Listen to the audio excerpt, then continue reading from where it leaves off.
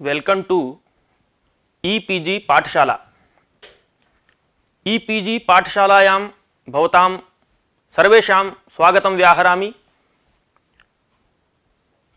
अहं पंकजकुमार व्यासः हरियाणा संस्कृत विद्यापीठ बघोलायां व्याकरण विभागे सहायकाचार्य रूपेण नियुक्तोऽस्मि। अद्य भवतां पुरतः परमलघुमञ्जुषायाः तृतीयः पाठः भवति। तस्मिन् पाठे नागेशभट्टमते शक्तिस्वरूपं किम् इति मुख्यः विचारः। एवञ्च नागेशभट्टमते शक्तिस्वरूपज्ञानं, ततः शक्तिग्राहक तादात्म्यस्य ज्ञानं, तादात्म्यमेव संकेतः, तदुत्तरं नैयायिकमतदूषणम्। इतः प्राक्तनपाठेऽपि मुख्यः अंशः स एव आसीत् अस्माकं।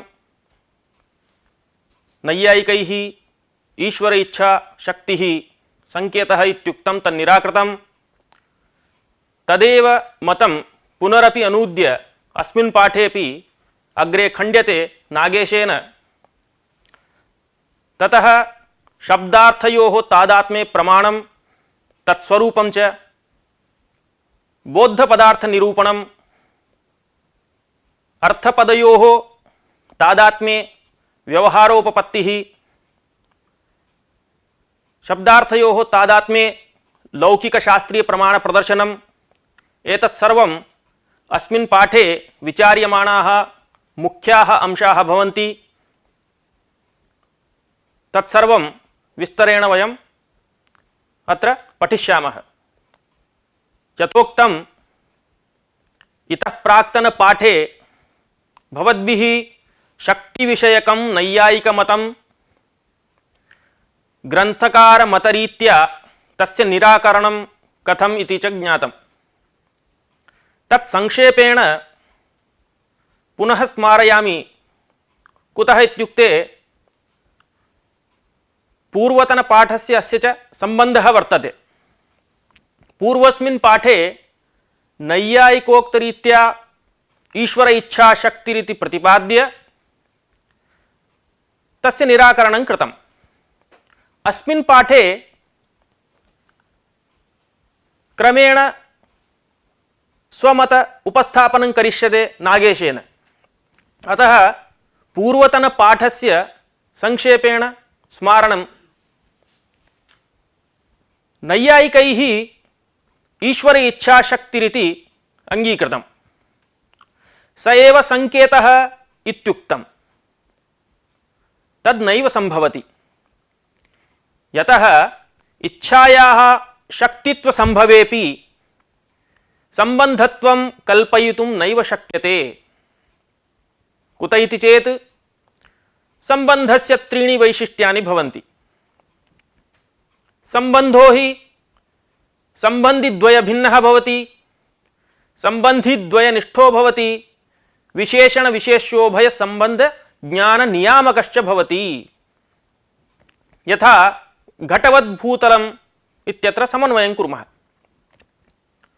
घटवद्भूतलम् इत्यादौ संयोगरूपः संबंधः संबंधिभ्यां घटभूतलाभ्यां भिन्नः।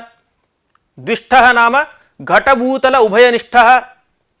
घटनिरूपित संयोगाश्रयः भूतलमिति विशिष्ट बुद्धिनियामकश्च भवति। तद्वत् घटशब्दात् कम्बुग्रीवादिमान् बोद्धव्यः इत्यत्र घटशब्द तदर्थयोः यः संबंधः, सः संबंधः इच्छा भवितुं नार्हति। यतः इच्छा हि चेतनस्य धर्मः। घटादिषु अचेतनेषु तस्याः अभावः स्पष्ट एव। अत्र न हि घटशब्दः इच्छावान्, नापि तस्य अर्थः इच्छावान्। एवञ्च संबंधद्वय एवञ्च सम्बन्धः सम्बन्धिद्वयनिष्ठः भवति इति यत् प्रतिपादितं तदत्र नास्ति एव। अत्र सम्बन्धत्वेन अभिमतायाः इच्छायाः शब्दार्थ संबंधिद्वयात् भिन्ने एव ईश्वरे सत्वात् ईश्वर इच्छा न संबंधः इति नैयायिक मत खंडन प्रकारः सुष्ठु ज्ञातमेव भवद्भिः अधुना स्मृतं च। सम्प्रति अस्मिन् पाठे नागेश मते शक्ति स्वरूपं कीदृशं, तस्याः शक्तेः ग्राहकं इतरेतर अध्यास मूलकं तादात्म्यं, शक्ति विषये वाक्यपदीयकार सम्मतिः, भाष्यकाराणां शक्ति विषयकं निर्वचनम् इत्येतान् अंशान् विस्तरेण भवन्तः ज्ञास्यन्ति। अधुना तत्र प्रथमं भवति नागेश भट्टमते शक्ति स्वरूपम्। पूर्वस्मिन् पाठे नैयायिक मत खंडनं कृतमासीत्। शास्त्रकाराणाम् इयं रीतिः भवति, पूर्वपक्षत्वेन शास्त्रान्तरीयाणां मतमुपन्यस्य तदनूद्य तत्खण्डयित्वा स्वमत उपस्थापनं क्रियते सिद्धान्ततया। अत्रापि पूर्वस्मिन् पाठे ईश्वर इच्छाशक्तिरिति नैयायिकोक्तं यदस्ति तद् नागेशेन नाङ्गीक्रियते। ग्रंथकारः एवं कथयति अत्र, यतः संबंधत्वेन अभिमता या इच्छा सा शब्दार्थ रूप संबंधिद्वयात् भिन्ने एव ईश्वरे तिष्ठति, तस्मात् ईश्वर इच्छा शक्तिरिति तेषां मतम् असमीचीनम्। संबंधस्तु संबंधिद्वयनिष्ठः भवति, इयं तु इच्छा शब्दार्थ रूप संबंधिद्वयात् भिन्ने एव ईश्वरे वर्तते। अतः अस्याः इच्छायाः संबंधत्वमपि न। अतः पदपदार्थयोः संबंधान्तरमेव शक्तिरिति स्वीकार्यम् इति अस्माकं वैयाकरणानां मतम्। पदपदार्थयोः संबंधान्तरमेव शक्तिरिति स्वीकार्यम्। सा च वाच्यवाचक भाव अपरपर्याया इति। अत्र वाच्यमित्युक्ते पदं, वाचकमित्युक्ते पदार्थः। अत्रेदं ज्ञातव्यम्, यद्वाच्यत्वं नाम न बोधविषयत्वरूपं, नापि वाचकत्वं बोधजनकत्वरूपमिति, अपितु अखण्डोपाधिरूपं पदार्थान्तरमेव वाच्यवाचकत्वे वर्तेते। ते उभे अपि वाच्यवाचक रूप शब्दार्थोभयनिष्ठे भवतः। वाच्यत्वं तावत् अर्थनिष्ठः, वाचकत्वमपि केवलं शब्दनिष्ठः। तस्मात् एकनिष्ठत्वात् बोधविषयत्वरूपं बोधजनकत्वरूपमिति वा संबंधः भवितुं नार्हति। संबंधो हि द्विष्ठः भवति इति पूर्वमेव निरूपितम्। अनया रीत्या एकनिष्ठत्वात् संबंधत्वाभावरूप पूर्वोक्त दोषस्य तथैव सत्वात् बोधविषयत्वरूपं बोधजनकत्वरूपमिति वा न शक्तिः अनयोः सखण्डत्वात्। अतएव वाच्यवाचक भाव अपरपर्याय रूपः कश्चन अखण्डोपाधिरेव संबंधान्तरम्। अखण्डोपाधि नाम शब्दार्थोभयनिष्ठः कश्चन अनुगत धर्म विशेषः। यस्तावत् शब्दार्थोभयनिष्ठः भवति, न तु शब्दे अर्थे वा पृथक् पृथक्। बोधविषयत्वरूपं बोधजनकत्वरूपं वा क्रमशः अर्थनिष्ठः शब्दनिष्ठश्च पृथक् पृथक् भवतः, न तु उभयनिष्ठे अनुगततया। तस्मात् तयोः कस्यचित् एकतरस्यापि संबंधकोटौ अप्रविष्टत्वात् ते त्यक्त्वा नागेशभट्टः वाच्यवाचक भाव अपरपर्यायं संबंधान्तरमेव शक्तिरिति अंगीकरोति। अनया रीत्या वाच्यवाचक भाव अपर पर्यायः संबंधांतरमेव शक्तिः इति प्रतिपाद्य शक्तेः ग्राहकं किम् इति अधुना निरूप्यते। अस्याः वाच्यवाचक भाव रूपायाः शक्तेः ग्राहकं नाम बोधकं भवति, इतरेतर अध्यास मूलकं तादात्म्यम्। किं भवति? इतरेतर अध्यास मूलकं तादात्म्यं भवति शक्तेः ग्राहकं। तदेव च संबंधः। अनेन तादात्म्यस्य शक्तिग्राहकत्वमेव न तु शक्तित्वम् इत्यपि स्पष्टम्। तत्र इतरेतर अध्यास मूलकं तादात्म्यम् इत्युक्तम्। तर्हि को नाम अध्यासः इति चेत् इतरस्मिन् नाम अन्यस्मिन् इतरधर्मावभासः, अन्यधर्मावभासः स एव अध्यासः। यथा शुक्तौ रजतत्वावभासः, स्फटिके जपाकुसुमलौहित्यावभासः इत्यादि। एतन्मूलकं तादात्म्यमेव शक्तेः बोधकं भवति। तादात्म्यं नाम किम् इति पश्यामः। स एव आत्मा यस्य तदात्मा, तदात्मनः भावः तादात्म्यम्। अथवा तद्भिन्नत्वे सति तदभेदेन प्रतीयमानत्वमिति। इदं लक्षणं स्वयं ग्रंथकारः अग्रे वक्ष्यति। तद्भिन्नत्वे सति तदभेदेन प्रतीयमानत्वम्। तत्र एकत्र समन्वयं पश्यामः अस्य। यथा स्फटिकभिन्नत्वे सति स्फटिकात् अभेदेन प्रतीयमानत्वं लोहितादेः, तदेव तयोः तादात्म्यम्। पदपदार्थौ शब्दार्थौ अपि इतरेतर अध्यासवत्वात् परस्पर तादात्म्य परौ।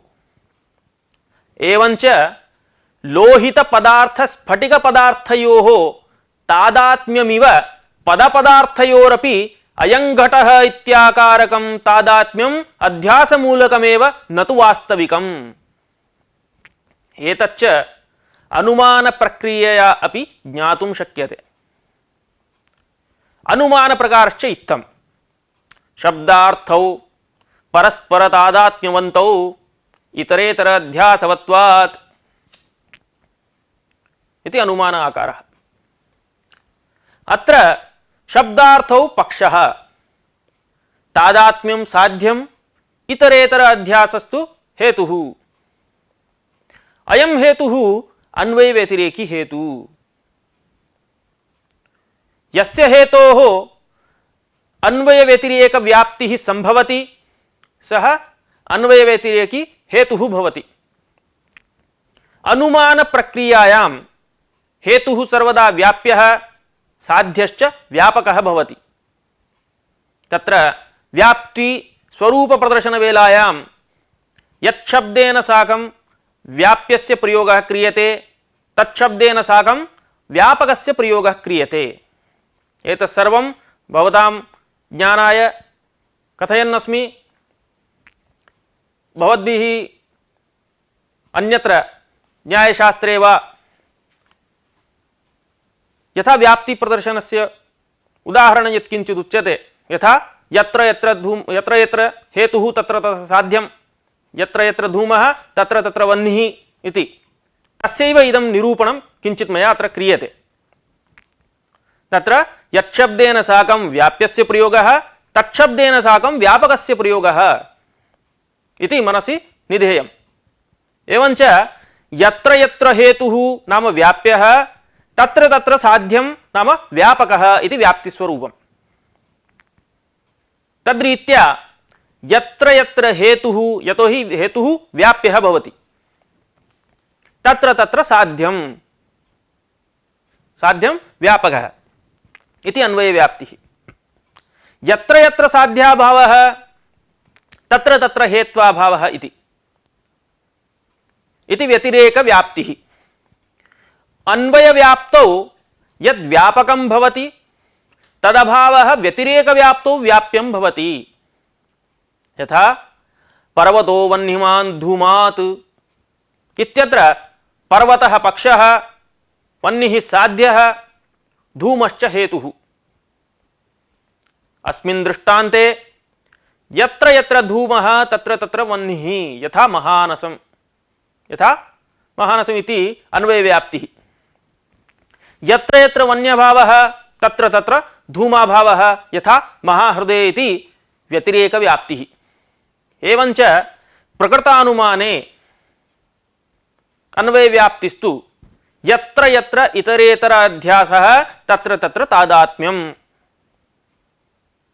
यथा गुणगुणिनोः नीलो घटः इत्यादौ। व्यतिरेकव्याप्तिस्तु यत्र यत्र तादात्म्याभावः तत्र तत्र इतरेतर अध्यासाभावः। यथा घटपटयोः। शब्दार्थयोः इतरेतर अध्यासत्व स्वीकारादेव गौरिति शब्दः, गौरिति अर्थः, गौरिति ज्ञानम् इत्यादि व्यवहारः संगच्छते। एवमेव अत्रार्थे योऽयं शब्दः सोऽर्थः योऽर्थः स शब्द इति पातंजल योगसूत्र भाष्य सम्मतिः ग्रंथकारेण स्वयं प्रदर्श्यते मूले। अधुना तादात्म्यस्य दुष्टत्व संबंधत्व प्रतिपादनं क्रियते। कुतः इत्युक्ते अस्माभिः पूर्वमेव निरूपितं संबंधो हि संबंधिद्वयात् भिन्नः भवति, संबंधिद्वयनिष्ठः भवति इति। एतादृशरीत्या नैयायिकानाम् ईश्वर इच्छा शक्ति इति मतं निराकृतमासीत्। अतः अस्माभिः इतरेतर अध्यासमूलकं तादात्म्यमेव संबंधः इति यदुच्यते तत्रापि अस्य समन्वयः कर्तव्यः। अतः अधुना अस्य तादात्म्यस्य दुष्टत्वं संबंधत्वं च प्रतिपाद्यते। संबंधो हि संबंधिद्वयात् भिन्नः, संबंधिद्वयनिष्ठः भवति। तदनुसारेण इदं तादात्म्यमपि उभयनिरूपित तादात्म्यवान् उभयः इति अर्थपदयोः व्यवहारात् दुष्टमिति संबंधः इति च सिद्ध्यति। स च संबंधः उभयनिरूपित तादात्म्यवान् उभय इत्युक्ते उभयेन पदेन पदार्थेन च निरूपितं निर्दिष्टं यत् तादात्म्यं नाम तद्वान् उभयः पदं पदार्थश्च इति अर्थपदयोः वाच्यवाचकयोः व्यवहारात् पदपदार्थरूप संबंधिद्वयात् भिन्नः पदपदार्थरूप संबंधिद्वयनिष्ठः अतः संबंधत्वमपि अस्य सिद्धम्। एवं तादात्म्यस्य दुष्टत्वं संबंधत्वम् उभयं प्रतिपादितम्। प्रतिपादितेपि अत्र कश्चन प्रश्नः उदेति। तादात्म्यस्य दुष्टत्वे संबंधत्वे सिद्धे सत्यपि तस्य शक्तेः संबंधत्वे किं नियामकम् इति प्रश्नः। अस्य प्रश्नस्य उत्तरम् एवमस्ति।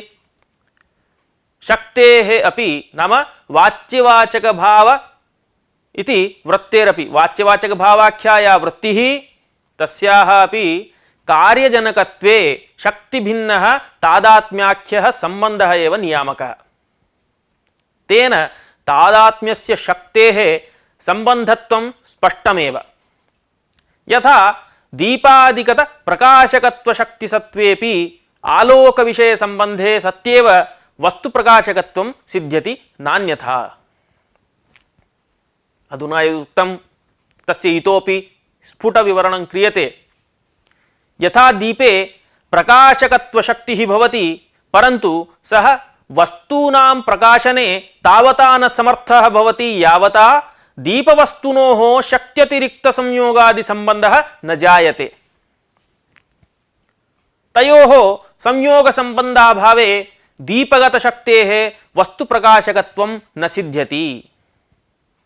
यथा कस्मिंश्चित् प्रकोष्ठे कानिचन वस्तूनि सन्ति, दीपस्तु अपरस्मिन् प्रकोष्ठे वर्तते, तर्हि एतेषां वस्तूनां दीपस्य च परस्परं संयोग संबंधत्व भावात् उभयोः संयोगः नास्ति। तर्हि दीपः अस्ति परन्तु एतेषां वस्तूनां प्रकाशनं नैव करोति। तदेव उच्यते एवञ्च तस्याः दीपगतशक्तेः यत् कार्यं नाम फलम् इत्युक्ते वस्तुप्रकाशनं दर्शनं वा तादृशफलजनकत्वं तदैव भवति यदा दर्शनादेः ये विषयाः घटपटादयः तैः सह शक्तेः संयोगादिसम्बन्धः जायते। संयोगादिसम्बन्धाभावे तु न तस्याः शक्तेः प्रकाशकत्वमिति अनुभवसिद्धोऽयं विषयः। तद्वत् घटशब्दादिकदशक्तेरपि शाब्दबोधरूपकार्यजनने सम्बन्धसत्त्वे एव अर्थबोधकत्वं नान्यथा। स च सम्बन्धः नात्र संयोगादि अपितु अनुमानेन शब्दार्थयोः तादात्म्यमेवेति स्वीकर्तव्यम्। एवञ्च शक्तेः कार्यजनकत्वे सम्बन्धस्यैव नियामकत्वम् इति यदुक्तं तत्र शब्दार्थयोः तादात्म्य संबंध इत्यत्र हरिकारिकां प्रमाणत्वेन उद्धरति ग्रन्थकारः। तदुक्तं हरिणा वाक्यपदीये उपकारः स यत्रास्ति धर्मस्तत्रानुगम्यते शक्तिनामप्यसौ शक्तिः गुणानामप्यसौ गुणः इति। उपकारः सः यत्रास्ति धर्मस्तत्रानुगम्यते शक्तीनामप्यसौ शक्तिः गुणानाम् अपि असौ गुणः इति कारिका वाक्यपदीये तृतीयकाण्डे वर्तते। कारिकामिमां हेलाराजः इत्थं व्याख्याति। तदेव ग्रन्थकारेण अत्र उद्धृतम्। उपकारः उपकारो नाम उपकार्य उपकारकयोः बोधशक्त्योः उपकारस्वभावः सम्बन्धः यत्र अस्ति तत्र धर्मः धर्मो नाम शक्तिरूपं कार्यं दृष्ट्वानुमीयते। असौ सम्बन्धः शक्तीनामपि कार्यजनने उपकारकः गुणानामपि द्रव्याश्रितत्व नियामकश्च भवति। अस्य कारिकायाः व्याख्यानं यत् कृतं हेलाराजेन तस्य आशयः एवं वर्तते यस्य उपकारः क्रियते सः उपकार्यः शाब्दबोधः उपकारकश्च उपकारकसाधकः शक्तिरिति। तयोः उपकार्योपकारकयोः शाब्दबोधः तद्बोधकशक्तिरित्यनयोः उपकारस्वभावरूपसम्बन्धः यत्र शब्दादौ वर्तते तत्र शक्तिरूपो धर्मः कार्यं नाम शाब्दबोधादिकार्यं दृष्ट्वानुमीयते। यथा लोके दाहरूपं कार्यं दृष्ट्वा अग्नौ दाहकत्वशक्तिरनुमीयते सा च शक्तिः अग्निहस्ताद्योः सम्बन्धे एव दाहं जनयति। एवमेव बोधरूपं कार्यं दृष्ट्वा शब्दनिष्ठा शक्तिरनुमीयते। तत्र पदपदार्थयोः तादात्म्यरूपसम्बन्धः नियामकः इति भावः। असौ सम्बन्धः एव शब्दादिनिष्ठानां शक्तीनामपि शाब्दबोधादिकार्यजनने शक्तिः उपकारकः एवमेव रूपरसादीनां गुणानामपि द्रव्याश्रितत्व नियामकः इत्युक्ते गुणाः द्रव्याश्रिताः भवन्ति गुणगुणिनोश्च समवायः भवति इत्यस्य नियामको भवति। अनया रीत्या तादात्म्यस्य कार्यजनकत्वम् इत्येतत् सर्वम् उपपाद्य पदपदार्थयोरिव वाक्यवाक्यार्थयोरपि तादात्म्यसम्बन्धः भवति इति अधुना निरूप्यते। इतः पूर्वं पदपदार्थयोः तादात्म्यसम्बन्धः इति निरूपितम्। अधुना वाक्यवाक्यार्थयोरपि तादात्म्यं भवति इति निरूप्यते। तदित्थं हि पूर्वनिरूपितः तादात्म्यसम्बन्धः न केवलं पदपदार्थयोरेव अपितु वाक्यवाक्यार्थयोरपि भवति। अत्र न्यायभाष्यकारस्य वचनं प्रमाणम्। तथा हि समयज्ञानार्थञ्च इदं पदलक्षणायाः वाचोन्वाख्यानं व्याकरणं। वाक्यलक्षणायाः वाचो अर्थलक्षणम् इति न्यायभाष्ये प्रतिपादितम्। अस्य न्यायभाष्यवचनस्य विवरणं करोमि। समयज्ञानार्थं नाम वाच्यवाचक भाव द्योतक तादात्म्यरूप संकेत ज्ञानार्थं पदलक्षणायाः पदं लक्षणं स्वरूपं यस्याः तस्याः पदस्वरूपायाः वाचः नाम वाण्याः अन्वाख्यानं प्रकृति प्रत्यय तत्तदर्थ पुरस्सरं बोधकं व्याकरणं नाम शब्दशास्त्रं भवति। वाक्यलक्षणायास्तु नाम वाक्यस्वरूपायाः वाचः अन्वाख्यानं नाम बोधकं अर्थलक्षणं वाक्यार्थबोधकं तर्कमीमांसादिशास्त्रमिति। अनेन वाक्यलक्षणायाः वाचः इति कथनेन शाब्दबोधोपकारिका शक्तिः वाक्यावयवभूत वर्णसमुदायेषु पदेष्विव अर्थपरिसमापक वाक्येष्वपि ईश्वरसमयः ईश्वरसंकेतः अस्ति इति स्फुटं प्रतिपादितमस्ति।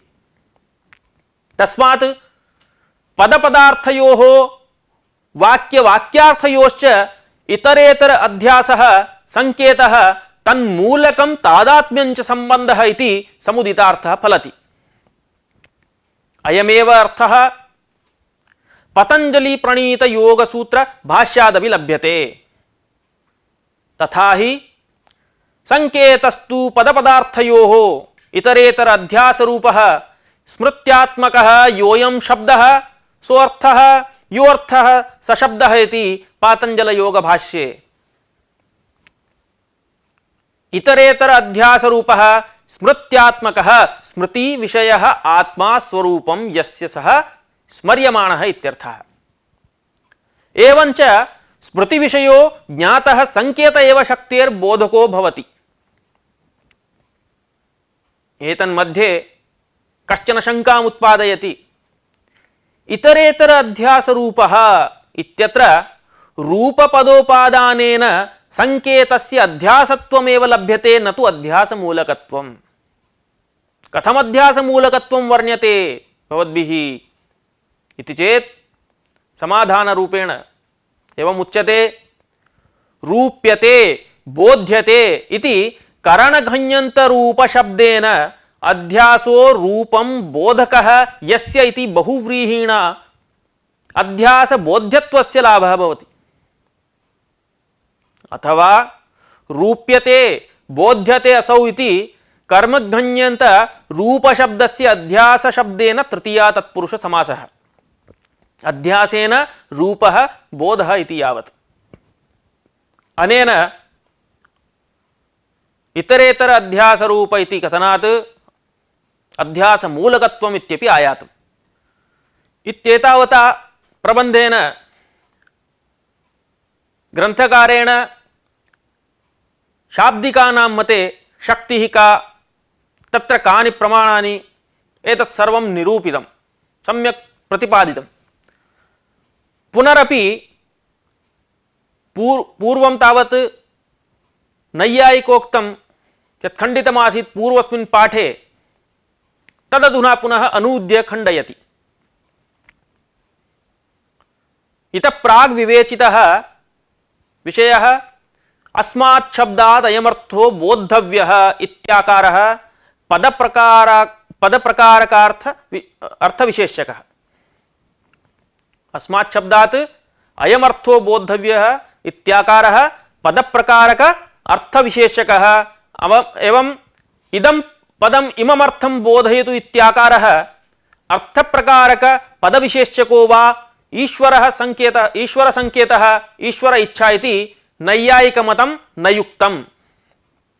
संकेतस्य शक्तिग्राहकत्वेन मुख्यशक्तित्वाभावात्। यतः अयमेतच्छक्यः इत्युक्ते अयमर्थः एतत् पदस्य शक्यः अत्रास्य शक्तिः। अस्मिन्नर्थे अस्य पदस्य शक्तिः इत्याकारकः संकेतः शक्त्यपेक्षया भिन्नरूपेण प्रसिद्धः। संकेतः शक्त्यपेक्षया भिन्नः इत्यत्रार्थे न्यायवाचस्पत्योक्तिं प्रमाणत्वेन प्रदर्शयति ग्रन्थकारः। तत्र कथयति मूले सर्गादिभुवां महर्षि देवतानां ईश्वरेण साक्षादेव कृतः संकेतः तद्व्यवहाराच्च अस्मदादीनामपि सुग्रहः संकेतः इति न्यायवाचस्पत्ये सामयिकः शब्दार्थ प्रत्ययः इति सूत्रे उक्तम्। अस्य अर्थः एवं भवति सर्गादिभुवां सृष्टेः प्रारंभकाले गृहीतजन्मनां महर्षि देवतानां ईश्वरेण अस्यायं वाचकः अस्मादयं बोद्धव्यः इति साक्षादेव कृतः संकेतः तद्व्यवहाराच्च अस्मदादीनामपि सुग्रहः सुबोधः सुलभो वा संकेतः इति। योगवाचस्पत्येपि समानतया वचनम् उपलभ्यते। सर्वे च शब्दाः सर्वार्थाभिधानसमर्थाः इति सर्वैः अर्थैः सर्वेषां शब्दानां सम्बन्धः ईश्वरसंकेतस्तु प्रकाशकः इति। एवञ्च अस्मात् पदादयमर्थो बोद्धव्यः इदं पदम् इममर्थं बोधयितु इत्याकारिका या ईश्वर इच्छा अथवा ईश्वर संकेतः शक्तिरिति स्वीकृतं तत् अनया रीत्या एताभिः उक्तिभिः निराकृतम्। अधुना तादात्म्यस्य निरूपकत्वेन आश्रयत्वेन च संज्ञाविशेष निरूपणं क्रियते। पदपदार्थयोः तादात्म्य संबंधः निरूपितः। तस्य निरूपकत्वेन आश्रयत्वेन संबंधविशेषेण संज्ञाविशेषः कः इति अधुना निरूपयामि। तादात्म्यस्य निरूपकत्वेन विवक्षितः अर्थः शक्यः। तादात्म्यस्य निरूपकत्वेन विवक्षितः अर्थः शक्यः, आश्रयत्वेन विवक्षितः शब्दः शक्तः इति। एवञ्च शब्दार्थयोः तादात्म्यस्य संज्ञाविशेषः उक्तः। शक्यः कः, शक्तः कः इति। सम्प्रति शब्दार्थयोः तादात्म्ये लौकिकं प्रमाणमपि अस्ति, शास्त्रीयं प्रमाणमपि अस्ति इति प्रदर्श्यते। तत्र आदौ अनयोः पदपदार्थयोः तादात्म्ये लौकिकव्यवहारोऽपि प्रमाणम्। अत एव लोके श्लोकमशृणोत् अथ अर्थं शृणोति अर्थं वदति इति एतादृशः अध्यासात्मकव्यवहारः दृश्यते। श्लोकं नाम शब्दरूपं श्लोकं श्रुतवान्, श्लोकम् अशृणोत् इत्यत्र।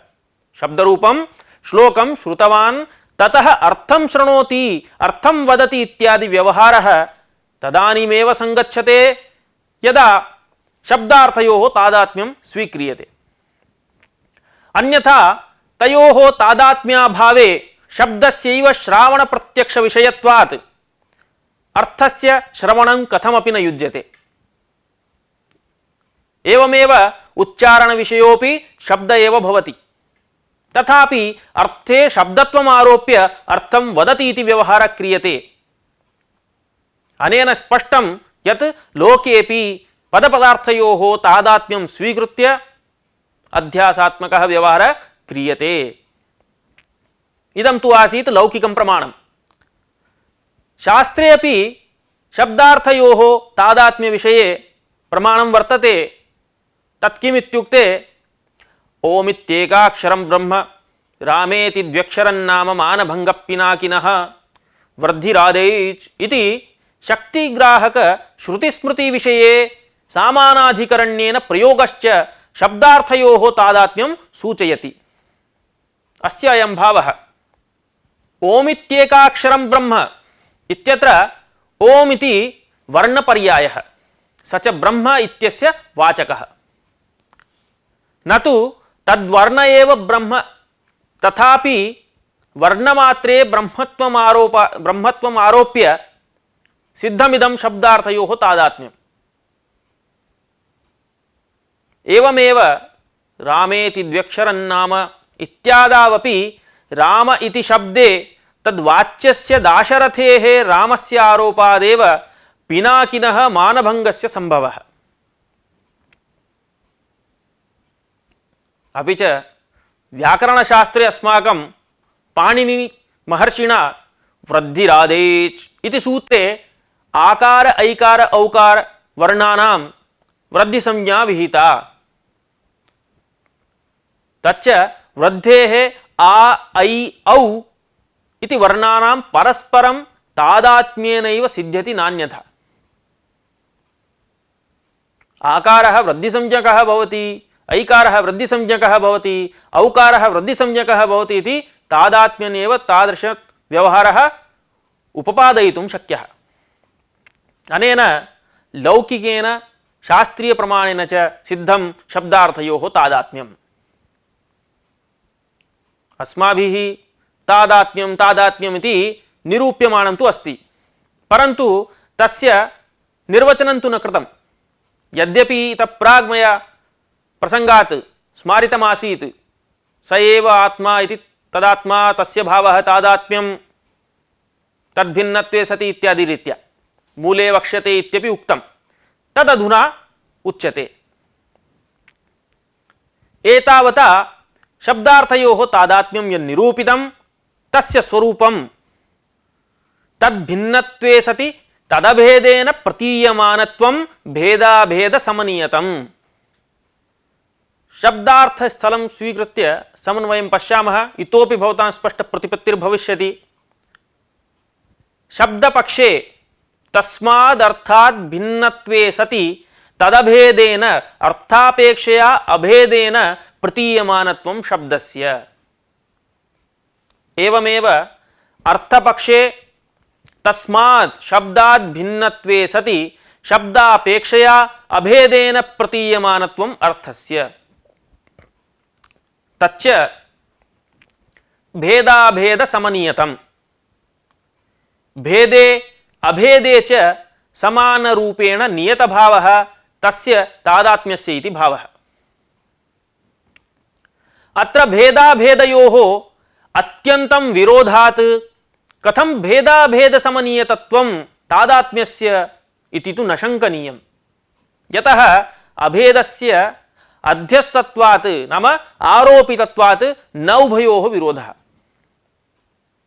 तत्र अस्माभिः आरोपमात्रं क्रियते, वास्तविकं नास्ति तत्र। अतः अभेदस्य अध्यस्तत्वात् भेदाभेदसमनीयतत्वं तादात्म्यस्य इति यदुक्तं तत्र कोऽपि विरोधः नास्ति। अत्र तार्किकाः मध्ये एकं दोषम् उद्भावयन्ति। शब्दार्थयोः तादात्म्यस्वीकारे तदाश्रितानि कार्याण्यपि प्रसक्तानि भवेयुः।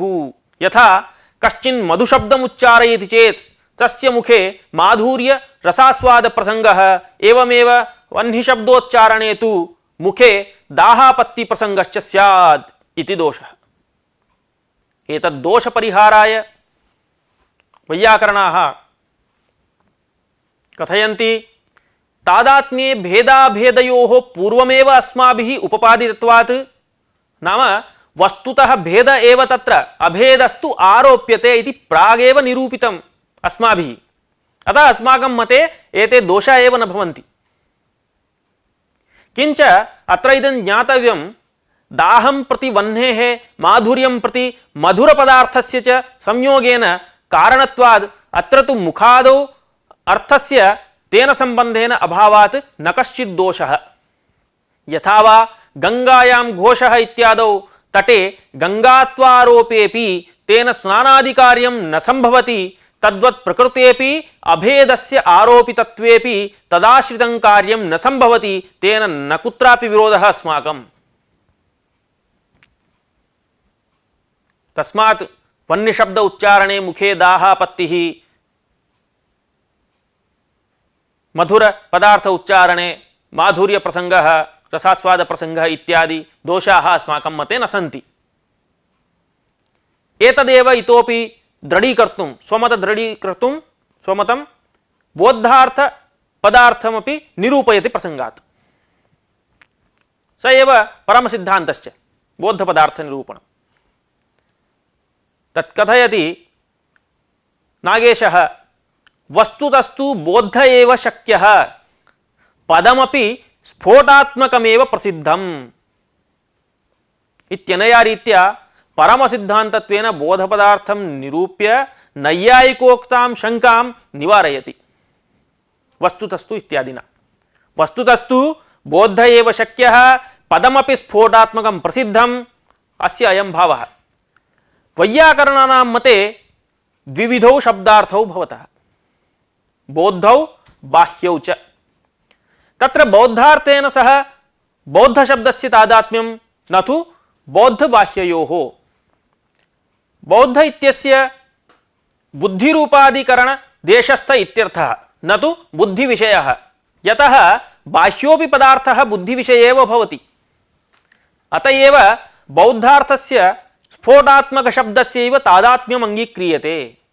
तेन बौद्धे वह्न्यादावर्थे दाहादिशक्तिमत्वाभावात् दाहरूपकार्य अदर्शनात् दाहजनिकायाः शक्तेरपि अभावः कल्प्यते। तर्हि एतादृशरीत्या पदार्थस्य बौद्धार्थत्वस्वीकारे किमपि प्रमाणमस्ति वा इति चेदस्ति।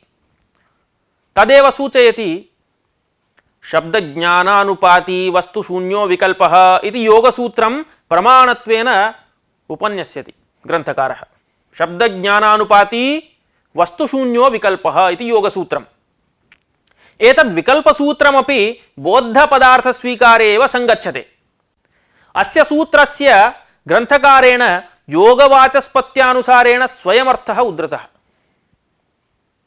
शब्दज्ञानमात्रेण अनुपाती बुद्धौ अनुपतनशीलः वस्तुशून्यः नाम बाह्यार्थरहितः विशेषेण कल्प्यते इति विकल्पः इत्यस्य अर्थः। नाम बुद्धिपरिकल्पितः इति तदर्थः। अर्थात् शब्दजन्यज्ञानानन्तरं वस्तुतत्वम् अनपेक्ष्य बुद्धौ अनुपतनशीलः अध्यवसायः विकल्पः वस्तुशून्यः। बौद्धार्थत्व अंगीकारे एव प्रमाणान्तरमपि प्रदर्श्यते। कश्चन प्रसिद्धः श्लोकः वर्तते, एष बन्ध्यासुतो याति खपुष्पकृतशेखरः कूर्मक्षीरचये स्नातः शशशृङ्गर्धनुर्धरः। एष बन्ध्यासुतो याति खपुष्पकृतशेखरः कूर्मक्षीरचये स्नातः शशशृङ्गधनुर्धरः इति श्लोकस्य अर्थस्तु सुलभ एव। आकाशपुष्पं शिरसि धृत्वा कूर्मक्षीरकुण्डे स्नात्वा शशशृङ्गेन निर्मितधनुः स्वीकृत्य कश्चित् बन्ध्यासुतः याति इति। प्रकृतश्लोके बन्ध्यासुतः खपुष्पं कूर्मक्षीरं शशशृङ्गः इत्यादि ये पदार्थाः वर्णिताः, तेषाम् अस्माकं शाब्दिकानां मते बाह्यत्वेन शून्यत्वे नाम अप्रसिद्धत्वेपि बुद्धिपरिकल्पित वाच्यार्थत्वम् अस्ति इति हेतोः अर्थवत्वमादाय प्रातिपदिकत्वात् सुबादि विभक्त्युत्पत्तिः भवति। यदि बौद्धपदार्थः नाङ्गीक्रियते तव नैयायिकोक्तरीत्या, तर्हि बन्ध्यायाः सुतोत्पत्तेः सुतराम् असंभवात् यानक्रियायाम् असंभवः। शाब्दबोधोऽपि न उदेति इति अग्रे प्रतिपाद्यते। एवञ्च बन्ध्यायाः सुतोत्पत्तेः सुतराम् असंभवात्। बन्ध्या चेत् सुतः न भवति, सुतश्चेत् बन्ध्या कथम्? अतः एवमेव आकाशे पुष्पाणाम् अभावात् कूर्मपत्नीनां कच्छपीनां क्षीरस्य असंभवेन तत्समुदाये स्नान असंभवात् शशस्य शृङ्गाणामेव अभावात् तन्निर्मित धनुषोऽपि असंभवाच्च। एतादृशानां कस्याप्यर्थस्य असंभवेन प्रातिपदिकत्वं न स्यादेव, तदभावे च विभक्त्युत्पत्तिरपि न इत्यपि बोध्यम्। अत्र चित्रमाध्यमेन भिन्न भिन्न शास्त्रकाराणां शशशृङ्गादिस्थले किं मतमिति प्रस्तूयते। तद्दृष्ट्वा भवद्भिः सर्वं ज्ञातुं शक्यते कस्य मते शशशृङ्गादि ये पदार्थाः सन्ति तेषां किं किं मतमस्ति। यथा वैयाकरणाः बौद्धार्थत्वं स्वीकुर्वन्ति, प्राचीननैयायिकाः असद्बुद्धिसिद्धं, वैशेषिकाः अभूतं नाम अभावः, उदयनाचार्यः अपार्थकमिति, नव्यनैयायिकाः तत्र गदाधरभट्टाचार्यः शशे शृङ्गत्वाभावः, जगदीशस्तु सार्थकः अयोग्यः इति, प्राभाकराः अभावः नाम पदार्थभिन्नः, मीमांसकभाट्टाः अभावो नाम अनुपलब्धेः शशशृङ्गस्य इति, सांख्यास्तावत् अत्यन्ताभावः असत् इति, विज्ञानमिति बौद्धाः, अत्यन्तासत् इति श्रीहर्षः खण्डनकारः, असत् इति द्वैतवेदान्तिनः, तुच्छम् अप्रामाणिकमिति अद्वैतवेदान्तिनः, विकल्पः इति योगिनः। तत् स्वीकृत्य अस्माभिः अधुना प्रतिपादितं वस्तुशून्यो विकल्पः इत्यादि सूत्रेण। एवञ्च अस्मिन् चित्रे स्पष्टम् अस्ति शशशृङ्गादि विषये विभिन्न शास्त्रकाराणां मतानि, तद्भवन्तः अपि दृष्ट्वा समालोचयन्तु। एतन्माध्यमेन भवन्तः ज्ञातुं प्रभविष्यन्ति सर्वेषां मतानि। ग्रन्थे यद्यपि न समेषां मतानि उद्धृतानि ग्रन्थकारेण, तथापि भवतां सौकर्याय चित्रमिदं प्रस्तूयते।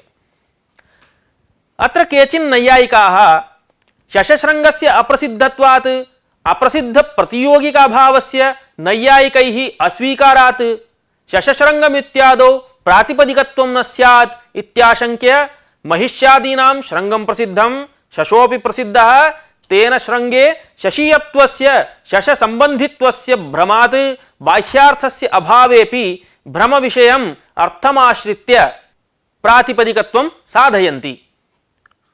नैयायिकैः यस्य अभावस्य प्रतियोगी अप्रसिद्धः तादृश अभावः नाङ्गीक्रियते। यथा घटाभावे घटः प्रतियोगी स च प्रसिद्धः, अतः घटाभावस्तु स्वीक्रियते, परन्तु शशशृङ्ग एव अप्रसिद्धः तर्हि तस्य अभावोऽपि अप्रसिद्धः इति अभिप्रायेण अप्रसिद्धप्रतियोगिकाभावस्य नाङ्गीकरणम् इति नैयायिकैः उक्तम्।